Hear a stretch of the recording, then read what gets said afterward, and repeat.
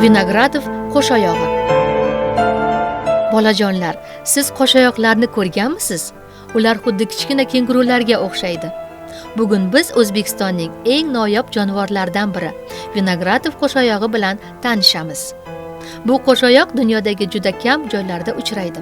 O'zbekistonda uni asosan Nurota tog'lari va Toshkent viloyatining adirlarida uchratish mumkin. Ular ochiq yerlarni va pastgina tog' yonbag'irlarini yaxshi ko'rishadi.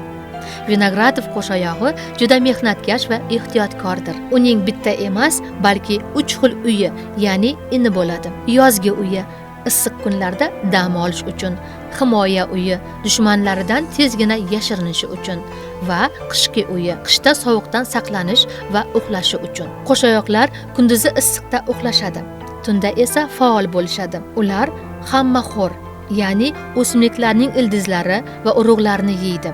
Mayda hasharotlarni ovlaydi.